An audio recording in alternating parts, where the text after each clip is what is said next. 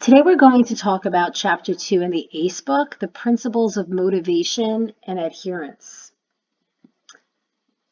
So finish this sentence. Some people don't exercise because. I want you to think of those reasons why people don't exercise or they're not motivated to start a program. Then I want you to watch this short video here on uncovering motivation and overcoming ambivalence. And then think about how it changes your earlier response to why people don't exercise. So we're going to talk about understanding motivation. There are many theories that are used to explain motivation and the relationship between performance and achievement and sticking to a program. This is a really important chapter in your ACE book because the more you understand how to motivate your clients and keep them on a program, the more successful you'll be. So really listen to the slides and this presentation because it's important for you moving forward in whatever direction you go to have success in your field. So sources of motivation include the individual, which is their personality. We're going to talk about intrinsic motivation, and then outside people, their support network. Things, ideas, and events motivate people, so we'll talk a little bit about that as well. So intrinsic motivation is when a person engages in exercise for the pleasure of it. They enjoy exercise. It's something that brings them happiness, fulfillment. Extrinsic motivation involves the engagement of exercise for the benefit other than joy. So think about, you're doing it for maybe health reasons, to lose weight. Maybe you're trying to make somebody happy, like your partner, to look good, to meet people. Those are extrinsically motivational factors. But they say that people who are doing a program or exercising and they're extrinsically motivated, they're likely to experience feelings of tension and guilt or pressure related to the participation of exercising. So while many people truly enjoy being active, most adults depend on some amount of extrinsic motivation and fall somewhere, in between that continuum of being intrinsically motivated and extrinsically motivated. Think about why you exercise or engage in other healthy habits. What intrinsically motivates you? What are some of the extrinsic awards you enjoy? Obviously, we're not face-to-face, so we can't share our thoughts together, but it's just something to think about. What makes you engage in exercise? And, what are some of the rewards that you enjoy? Think about that. So self-efficacy is defined as the belief in one's capabilities to be successfully engaged in a physical activity program. So, when we think of self-efficacy, it's related to motivation because when people believe that they can effectively engage in an exercise behavior, they do so with a positive attitude and more effort and persistence. So think about when you believe you could do something, you're going to be more driven, more motivated. This influences thought patterns, emotional responses, and behaviors. So here's another video. It's not long, but it explains self-efficacy. So I would like you to listen to that. Click on it, and then once you're done, you can move on to the next slide.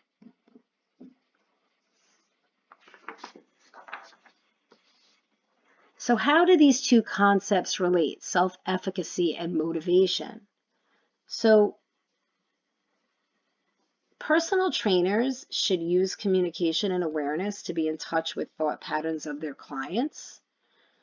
We as trainers should create short-term success by designing a workout that the client will master which will demonstrate growth and achievement. That's why it's really important when we talk about program design that you're really specifically designing programs that are appropriate for your clients. Not everybody is going to fit into one mold. It's quite the opposite. So if we're designing programs where we're moving our clients safely and promoting health and wellness and physical activity, but the end outcome is success, they're going to want to keep doing it, most likely, right? Success breeds success. So it's important to make sure you're designing appropriate programs, and we've talked about that many times in class. Be aware of how much feedback a client needs and then support that feedback. Help clients reevaluate themselves. So when we do our assessments, those reevaluations moving forward could be motivational factors because they see that they're achieving success in the program that you're designing for them. We talk about in class that it's not just when you're meeting them in a training session, but what you're doing for them outside of the training session. So the more involved you are connecting with them outside of your training sessions, maybe having them do certain activities at home or outside if the weather's nice, the more success they're going to have, and the more rapport you're building with them, and the more success you'll have with them. So that's important to think about those things. You also want to teach clients and educate them on muscle fatigue and soreness, being tired. If we understand those feelings better and we explain it to your clients that they're not alone, people do experience these things, and we talk to them about things they could do when they're experiencing muscle soreness and fatigue, and maybe implementing some healthy dietary habits that they could infuse along with their exercise program, you'll see more positive outcomes with your clients, and adherence should be better because you're explaining that these things happen and it's not just you. They happen with everybody, but this is what we could do when we get to those situations to kind of push through them. So it's important that you do that with your clients. So apply what you know.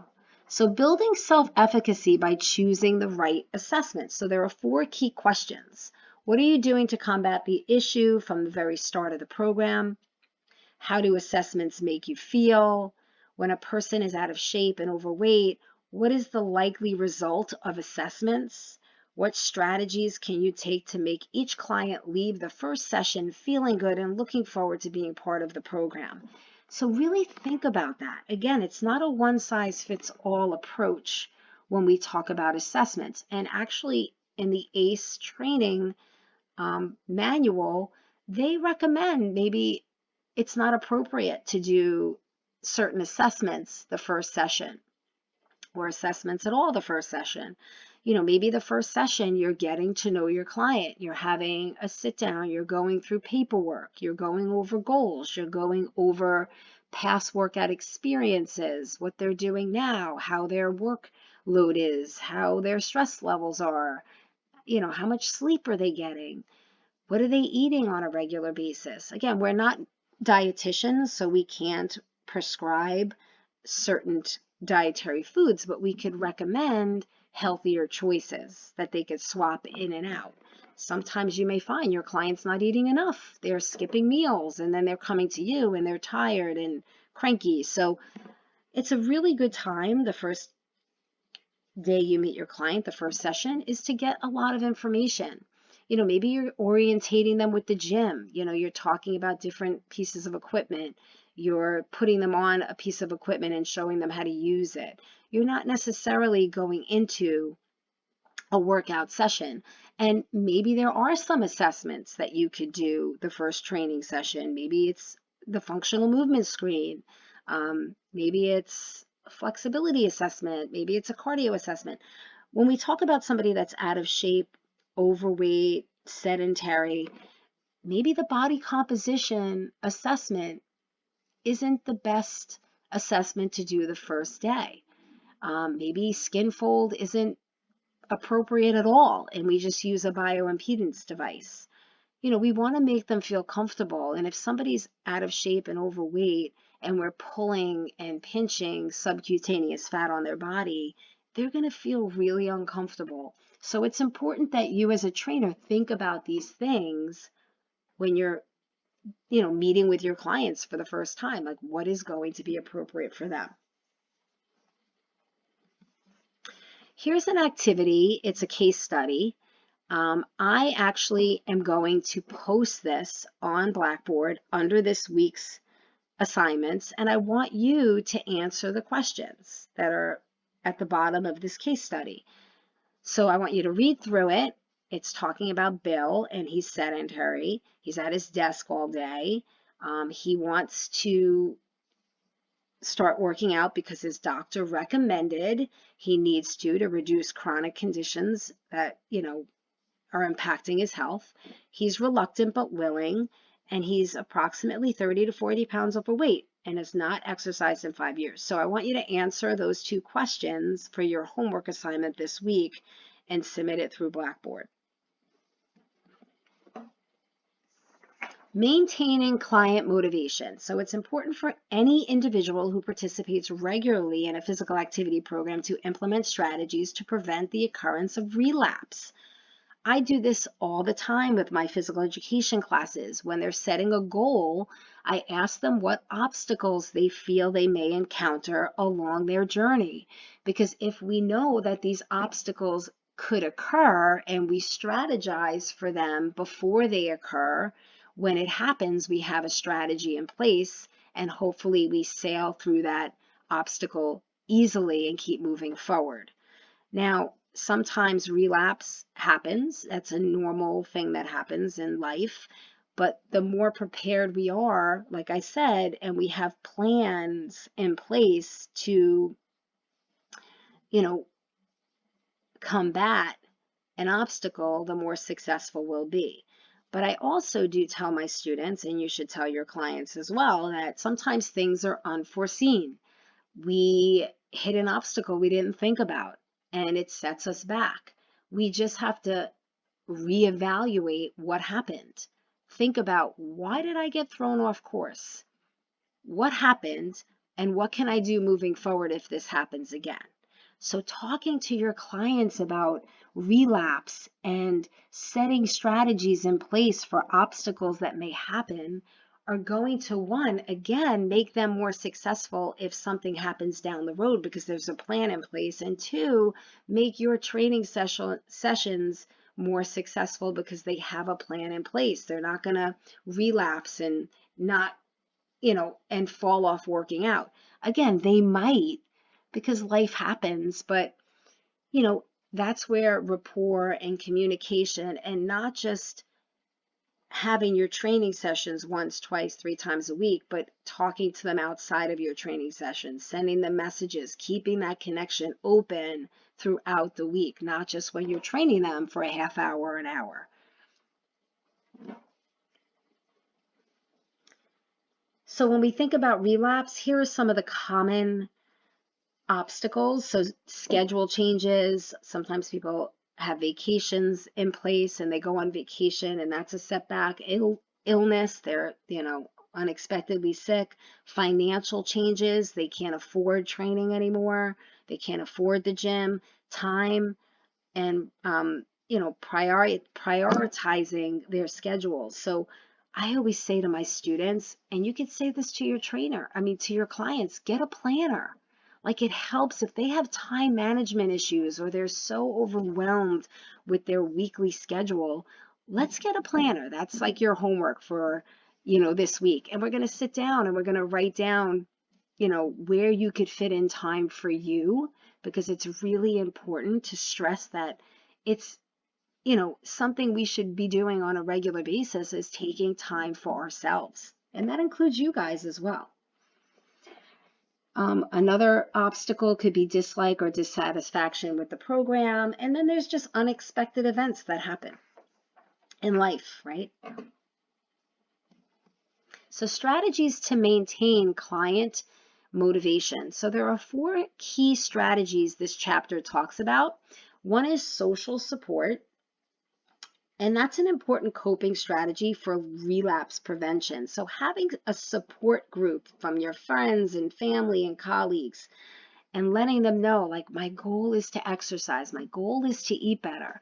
The more people that know this is what you are working hard for, the more accountable you are, and hopefully you have a good support group around you that they'll support you moving forward when you have those moments of weakness.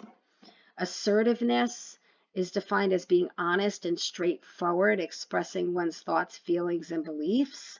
So the more assertive your clients are regarding their progress, concerns, accomplishments, and struggles, the more likely they're able to achieve long-term success. So that comes with communication and letting your clients feel comfortable enough to express these things to you. So that's part of rapport, which we've talked about in Chapter 1.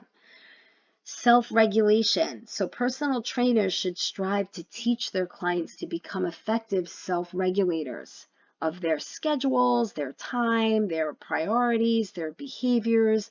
The more control a client has, the more likely he or she will adhere to a program. And then we are going to talk about high-risk situations, like clients and trainers who identify high-risk situations, again, will be more prepared to deal with the program barriers and relapses. So having a plan in place, like we talked about, is really important. Providing extra education and guidance for clients that are in your program if they're struggling through certain things that they're going through, barriers. Being constantly aware and watching for signs that clients may be overwhelmed, frustrated, worn out. And taking time to teach your clients coping skills. And again, that talks about time management, prioritizing, getting a planner, setting time for themselves aside. So all of these things, guys, will definitely lead to more success, and not just training and everything your clients do. So this would be a class discussion. So the presence of social support is a powerful indicator of success. Who are your social supporters? Think about that. How do they affect your thoughts, encouragement? How does that all impact you? How can you encourage the development of social supports for your clients? What strategies could you employ? So think about those things. Again, if we were in a face-to-face setting, we would take some time to go over that. But we talked about some of that stuff in the slides before. And if you have any questions, guys, you could always email me and we could connect that way and we could talk about it.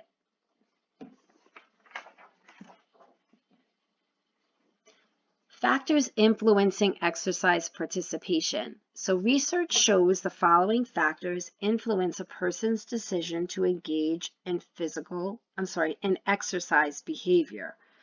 So here are some of the factors: personal attributes, environmental factors, and physical activity factors. And we're going to talk about those in detail on the next slides. So personal factors include demographic variables. So that is related to education, income, age, gender, health status. So that's related to if somebody you're training suffers from chronic illness, example like heart disease or diabetes, typically they exercise less than people that are healthy. It should actually be the opposite, right? So just know that they may have some physical limitations that may reduce some exercises and activities that you do, but it's important for us to educate clients like that how important movement is when it comes to their health situation. Again, appropriate movement that's designed for them. So you guys, when you took aerobic and muscle conditioning with Liz and Jess, went over special populations. So you need to realize that your client, if they have this issue, needs to work out at a different level. There are some exercises that may not be appropriate. There are some exercises that may be super beneficial. So that's where you need to do some due diligence and come up with a plan that's appropriate for them. Exercise history. This is most arguably the most important and influential personal attribute variable. Past program participation is the most reliable predictor of current participation. So if your client has never exercised, or they had a bad experience, or maybe when they were in high school, they felt really uncomfortable, or they were picked on when they were in a physical activity program, all of these things could be factors with them moving forward and adhering to a program. So that's something you want to definitely talk about. Psychological traits, that's personality, their psychological makeup. So it accounts for individual differences among people and are often difficult to define and measure. But think about like self-motivation. What is the reflective on one's ability to set goals, to monitor progress, to self-reinforce? There's been research done that it has a positive relationship with physical activity adherence. So somebody's self-motivated. Again, it goes back to intrinsic qualities, right? They're going to adhere to a program. And then knowledge, attitudes, and beliefs. So how somebody feels and thinks about exercise has shown to influence their intentions on staying active. So what is their health perception, their barriers, things like that. Environmental, access to facilities, time, and social support. So when we talk about access to facilities, we want to make sure that it's convenient for the client to actually get to the facility, whether it's located near their home or their work. The more convenient it is, the more likely they'll adhere to a program. If they're meeting you at a facility that's 20, 30 minutes away, or it's just not convenient, the chances are it's going to be really difficult to stay on track because it's out of their way. So the more convenient it is, the more likely they will hopefully adhere to a program. Time. So this is one of the biggest, most common excuses, is that people just don't have the time. And that's a reason that they drop out of an exercise program, because they feel like they simply just don't have the time to fit it in their busy schedules. Again, this is where, as a trainer and an educator, it's important for you to tell them you need to make time. Like, this is your health, this is your wellness, this is stress reducing. You have specific goals. If they have health conditions, like, this is really important that you make the time. So let's sit down and look at your weekly schedule, and let's figure out where we can put some time in for you to move, to start doing little things that are going to help down the road impact your health in a positive way. And then we have social support, and that's a big, factor as well. The more support you have, the more likely you'll stick to the program, right? If you're in an environment where people are on the same page as you, they want to move, they want to exercise, they want to eat better, it's a lot easier to live in an environment like that, go home and everybody's on the same page, as opposed to going home and you're the only one trying to be healthy and exercise and eat right, and other family members are not interested in that at all. Does that mean you can't be successful? Absolutely not. It just makes it harder, right? So there's things we could talk to our clients about if they don't have that social support. Maybe when they're in the gym, you can introduce them to people, different members of the gym. You could talk to them about taking some group fitness classes outside of your training sessions. And then you could just talk to them about things they could do at home. When I talk about nutrition in my physical education classes, and I talk about specifically social support, I tell my students that, if you are in a household that people aren't on board with eating right, so maybe you have your own cabinet in the kitchen that just has healthy stuff. So you don't have to go into the pantry where all the other junk is. and you just store your healthy stuff in one spot. Maybe you invest in a small refrigerator and you could put it in your room and you just keep healthy snacks in there. You know, out of sight, out of mind. If I open my fridge and there's a lot of junk in it, or if I open my pantry and there's a lot of junk in it, it's hard for somebody to stay on track. It's not impossible, it just makes it a little more challenging. So offering them some suggestions when it comes to that will help hopefully keep them on the right track.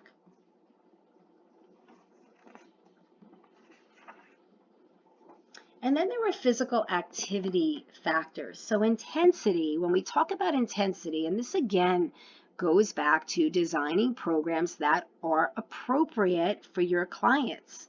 So if I'm designing a program that doesn't fit my client's assessments and is too vigorous in nature, the dropout rate is twice as high. So there's statistical information out there that says the dropout rate in vigorous intensity exercise programs is almost twice as high as in moderate intensity activity programs. 6 times as many women and more than twice as many men choose to start moderate intensity programs than vigorous. These results are true regardless of whether intensity is measured by the percentage of heart rate reserve or by RPE, rate of perceived exertion. So you have to think about your clientele. You have to think about their health, their past experience, their assessment results, their goals, and design appropriate programs. Remember, we want them feeling successful.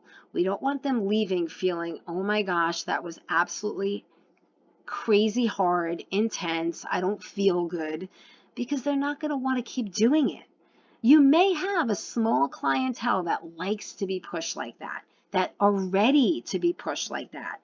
But if your clients don't want to be pushed like that, even if they are ready, then you have to consider that. You know, you definitely want to challenge them when they're ready for that and they have that foundation, but it has to be appropriate, and you know, you don't want to hurt them, and you don't want them to feel that they can't do it, right? You're their motivators, you're their coach, you're their cheerleader. So think about that. Too many trainers program inappropriately, where their clients are not conditioned and they're pushing them as if they were training themselves. And that is going to either, 1, hurt them, 2, they're not going to feel good about it, and 3, they're going to lose a client. So it's important to think about that.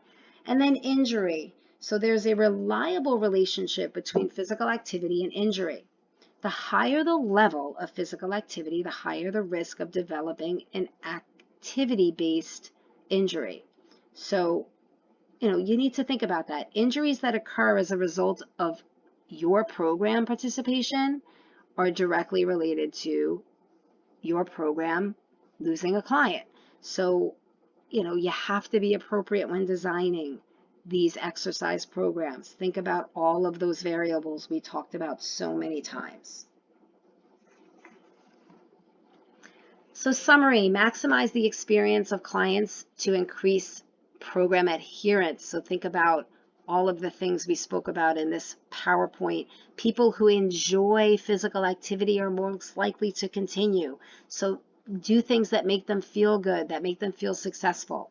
When people believe that they can effectively engage in exercise, they do so with a positive attitude and more effort and persistence. So program accordingly. Do things that they are successful in doing, because that builds their self-esteem and their positive attitude, and hopefully they keep moving forward. A variety of strategies can be utilized to promote adherence and prevent relapse. So you could always go back and listen to this PowerPoint again. But these are important things that are going to, 1, help you with your clients, help them be more successful, and in turn, you will be more successful.